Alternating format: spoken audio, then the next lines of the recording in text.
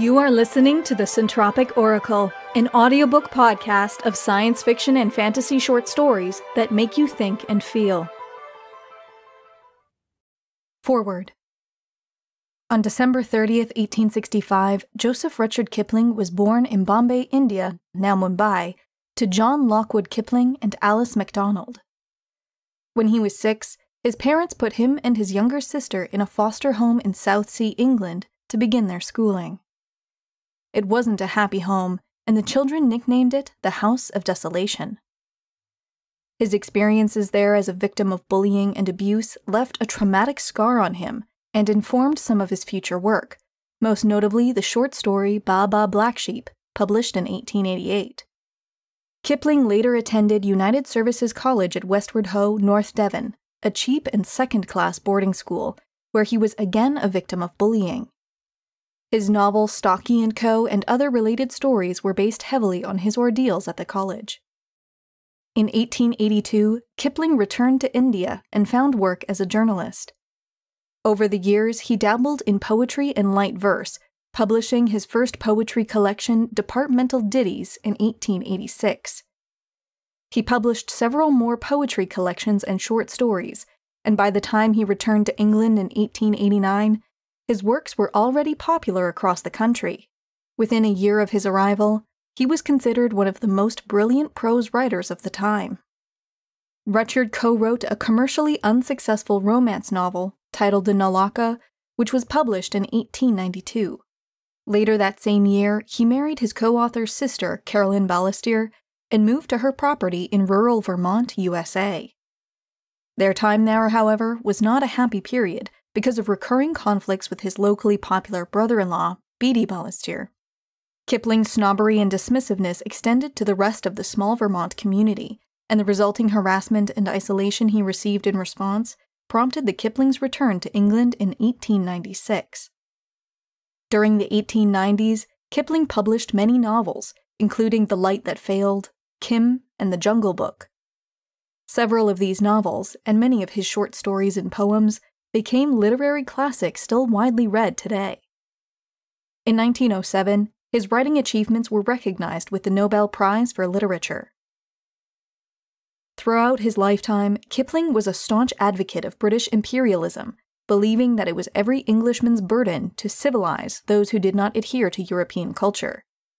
As he grew older and imperialism fell out of fashion, his beliefs furthered his isolation until his death on January 18, 1936, in his home in Sussex.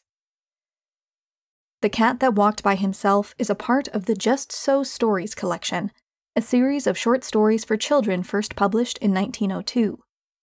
The first 3 stories of the collection were written for his daughter Josephine, and they had to be told just so. The Cat That Walked by Himself, by Rudyard Kipling. Hear and attend and listen, for this befell and behappened and became and was, O my best beloved, when the tame animals were wild. The dog was wild, and the horse was wild, and the cow was wild, and the sheep was wild, and the pig was wild as wild could be, and they walked in the wet wild woods by their wild lones. But the wildest of all the wild animals was the cat. He walked by himself, and all places were alike to him. Of course, the man was wild too. He was dreadfully wild. He didn't even begin to be tame till he met the woman, and she told him that she did not like living in his wild ways.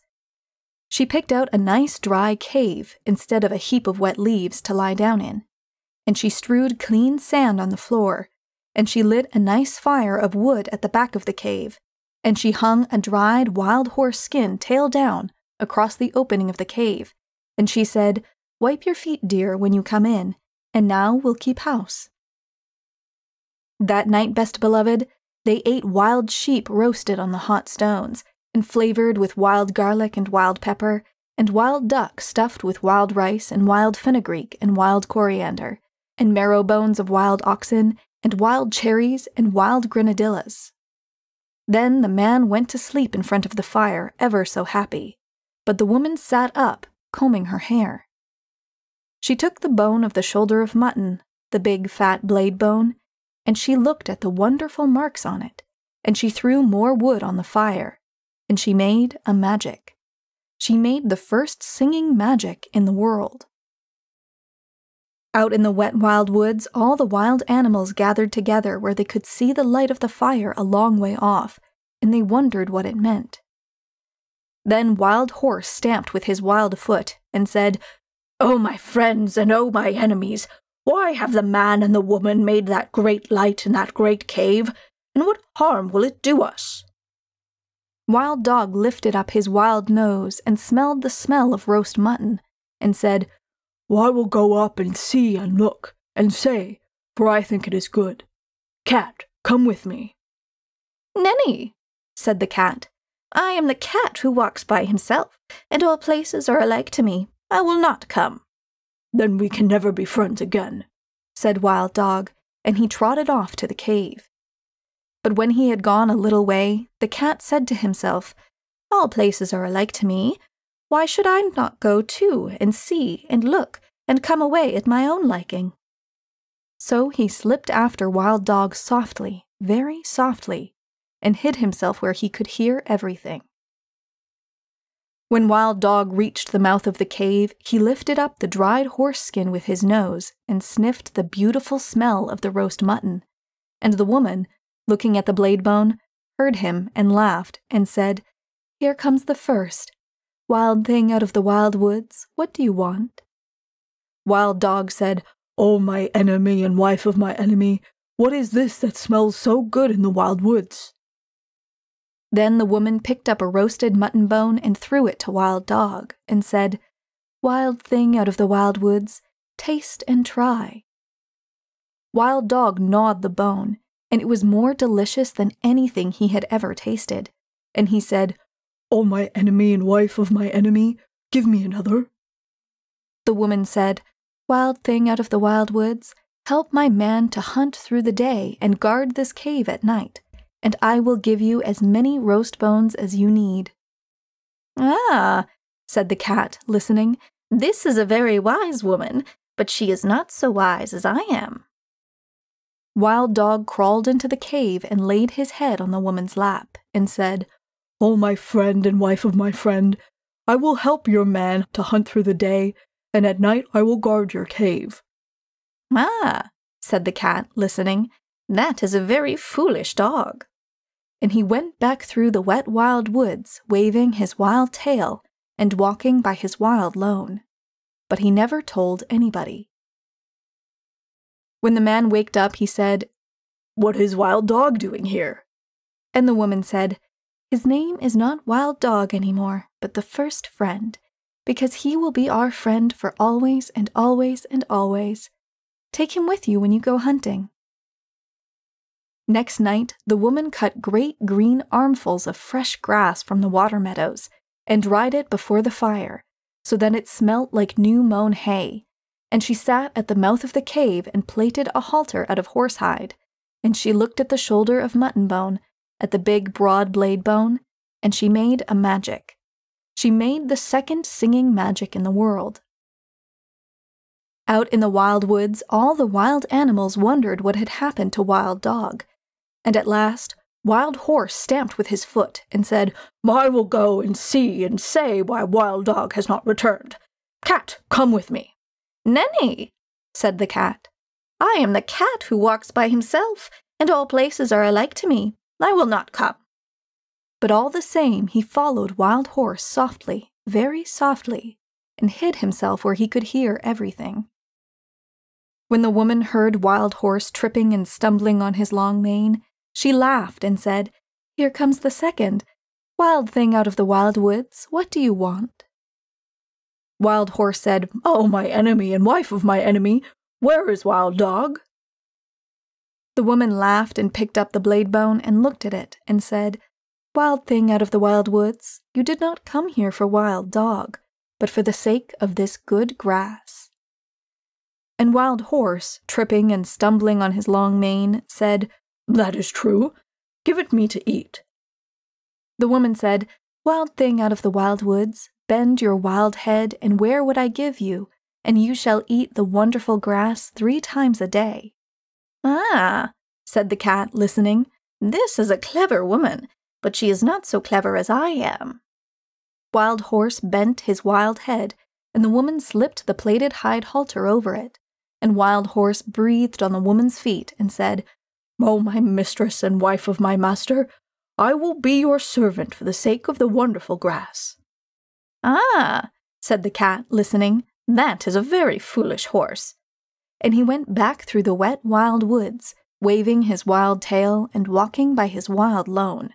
But he never told anybody. When the man and the dog came back from hunting, the man said, "What is Wild Horse doing here?" And the woman said, "His name is not Wild Horse anymore, but the first servant, because he will carry us from place to place for always and always and always. Ride on his back when you go hunting." Next day, holding her wild head high that her wild horns should not catch in the wild trees, Wild Cow came up to the cave, and the cat followed, and hid himself just the same as before. And everything happened just the same as before, and the cat said the same things as before. And when Wild Cow had promised to give her milk to the woman every day in exchange for the wonderful grass, the cat went back through the wet wild woods, waving his wild tail and walking by his wild lone, just the same as before. But he never told anybody. And when the man and the horse and the dog came home from hunting and asked the same questions, same as before, the woman said, "Her name is not Wild Cow anymore, but the giver of good food. She will give us the warm white milk for always and always and always, and I will take care of her while you and the first friend and the first servant go hunting."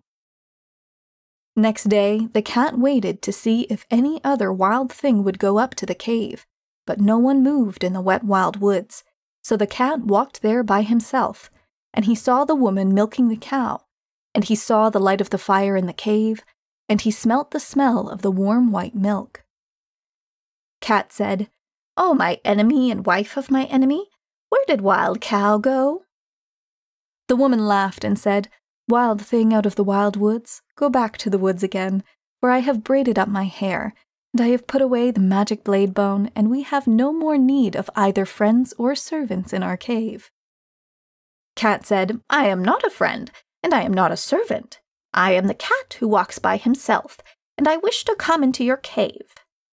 Woman said, "Then why did you not come with first friend on the first night?" Cat grew very angry and said, "Has Wild Dog told tales of me?" Then the woman laughed and said, "You are the cat who walks by himself, and all places are alike to you. You are neither a friend nor a servant. You have said it yourself. Go away and walk by yourself in all places alike." Then Cat pretended to be sorry and said, "Must I never come into the cave? Must I never sit by the warm fire? Must I never drink the warm white milk? You are very wise and very beautiful. You should not be cruel even to a cat." Woman said, "I knew I was wise, but I did not know I was beautiful. So I will make a bargain with you. If ever I say one word in your praise, you may come into the cave." "And if you say 2 words in my praise?" said the cat. "I never shall," said the woman.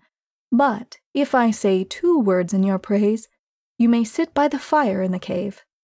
"And if you say 3 words?" said the cat. "I never shall," said the woman.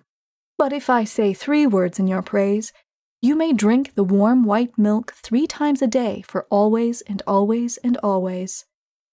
Then the cat arched his back and said, "Now let the curtain at the mouth of the cave, and the fire at the back of the cave, and the milk pots that stand beside the fire, remember what my enemy and the wife of my enemy has said." And he went away through the wet wild woods, waving his wild tail and walking by his wild lone. That night when the man and the horse and the dog came home from hunting, the woman did not tell them of the bargain she had made with the cat, because she was afraid that they might not like it. Cat went far and far away and hid himself in the wet wild woods by his wild lone for a long time, till the woman forgot all about him. Only the bat, the little upside-down bat that hung inside the cave, knew where Cat hid, and every evening Bat would fly to Cat with news of what was happening. One evening, Bat said, "There is a baby in the cave. He is new and pink and fat and small, and the woman is very fond of him." "Ah," said the cat, listening. "But what is the baby fond of?" "He is fond of things that are soft and tickle," said the bat. "He is fond of warm things to hold in his arms when he goes to sleep. He is fond of being played with. He is fond of all those things." "Ah," said the cat, listening. "Then my time has come." Next night, Cat walked through the wet wild woods and hid very near the cave till morning time, and man and dog and horse went hunting. The woman was busy cooking that morning, and the baby cried and interrupted. So she carried him outside the cave and gave him a handful of pebbles to play with. But still the baby cried. Then the cat put out his patty paw and patted the baby on the cheek, and it cooed, and the cat rubbed against its fat knees and tickled it under its fat chin with his tail.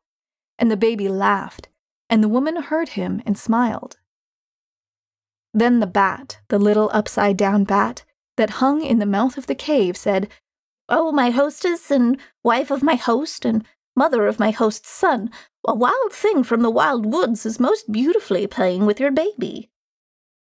"A blessing on that wild thing, whoever he may be," said the woman, straightening her back, "for I was a busy woman this morning, and he has done me a service." That very minute and second, best beloved, the dried horse-skin curtain that was stretched tail down at the mouth of the cave fell down, whoosh, because it remembered the bargain she had made with the cat. And when the woman went to pick it up, lo and behold, the cat was sitting quite comfy inside the cave. "Oh, my enemy and wife of my enemy and mother of my enemy," said the cat, "it is I, for you have spoken a word in my praise, and now I can sit within the cave for always and always and always. But still I am the cat who walks by himself, and all places are alike to me." The woman was very angry, and shut her lips tight, and took up her spinning wheel and began to spin. But the baby cried because the cat had gone away, and the woman could not hush it, for it struggled and kicked and grew black in the face. "Oh, my enemy and wife of my enemy and mother of my enemy," said the cat, "take a strand of the wire that you are spinning and tie it to your spinning whorl, and drag it along the floor, and I will show you a magic that shall make your baby laugh as loudly as he is now crying." "I will do so," said the woman, "because I am at my wit's end, but I will not thank you for it." She tied the thread to the little clay spindle whorl and drew it across the floor, and the cat ran after it and patted it with his paws and rolled head over heels and tossed it backward over his shoulder and chased it between his hind legs and pretended to lose it, and pounced down upon it again, till the baby laughed as loudly as it had been crying, and scrambled after the cat and frolicked all over the cave till it grew tired and settled down to sleep with the cat in its arms. "Now," said the cat, "I will sing the baby a song that shall keep him asleep for an hour." And he began to purr, loud and low, low and loud, till the baby fell fast asleep. The woman smiled as she looked down upon the two of them and said, "That was wonderfully done. No question but you are very clever, O cat." That very minute and second, best beloved, the smoke of the fire at the back of the cave came down in clouds from the roof, puff, because it remembered the bargain she had made with the cat, and when it had cleared away, lo and behold, the cat was sitting quite comfy close to the fire.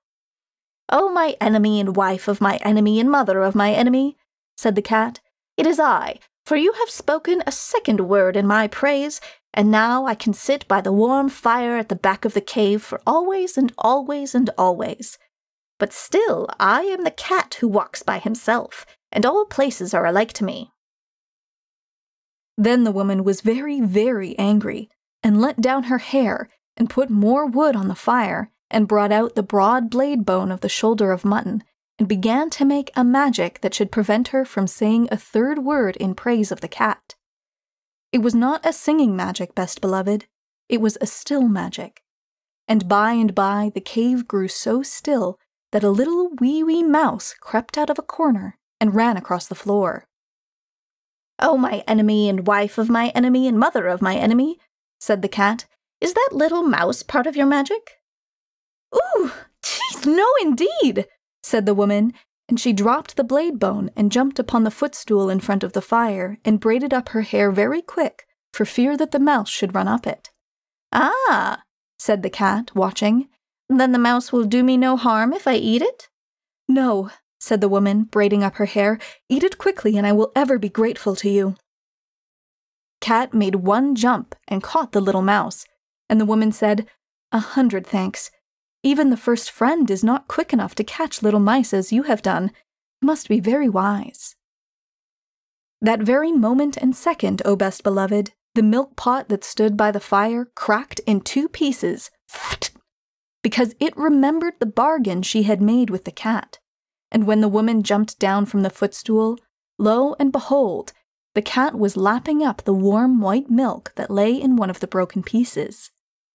"Oh, my enemy and wife of my enemy and mother of my enemy," said the cat, "it is I, for you have spoken 3 words in my praise, and now I can drink the warm white milk 3 times a day for always and always and always. But still, I am the cat who walks by himself, and all places are alike to me."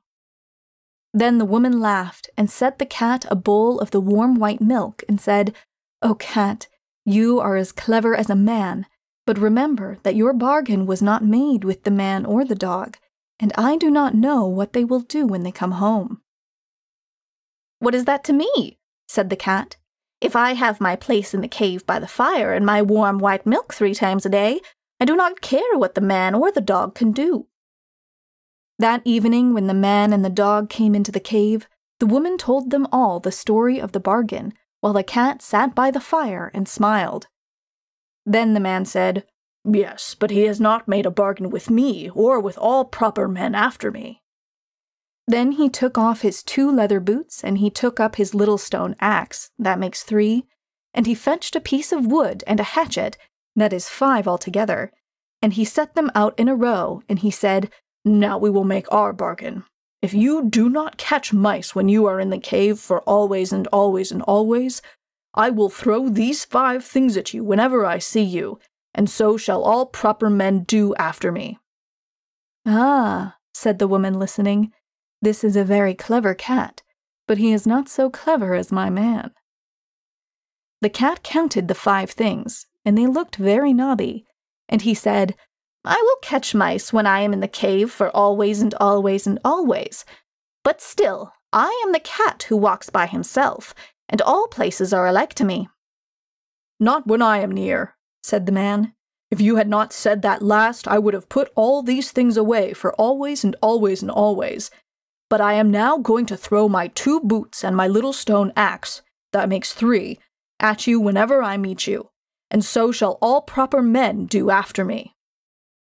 Then the dog said, "Wait a minute. He has not made a bargain with me or with all proper dogs after me." And he showed his teeth and said, "If you are not kind to the baby while I am in the cave for always and always and always, I will hunt you till I catch you, and when I catch you, I will bite you, and so shall all proper dogs do after me."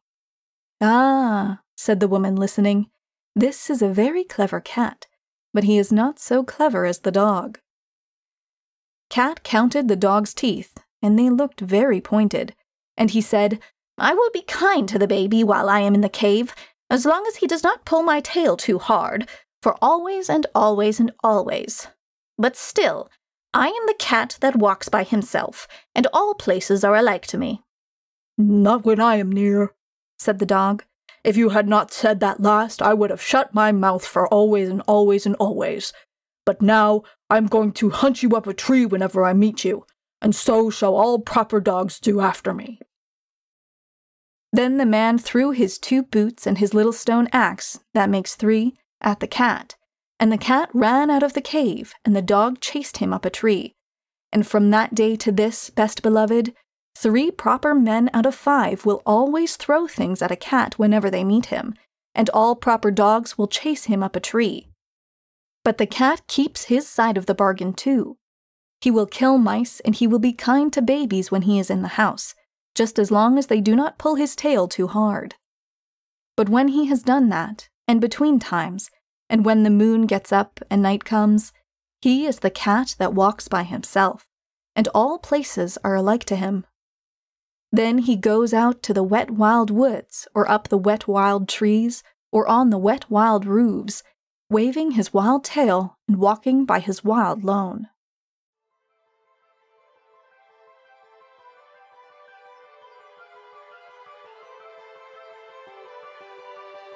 We hope you enjoyed this recording of The Cat That Walked by Himself by Rudyard Kipling, read by Larissa Thompson. Thank you for supporting us, and let us know your thoughts on the story by leaving a comment. Please like, share, and subscribe to help us keep bringing you more stories. This recording is copyrighted 2020 by the Centropic Oracle.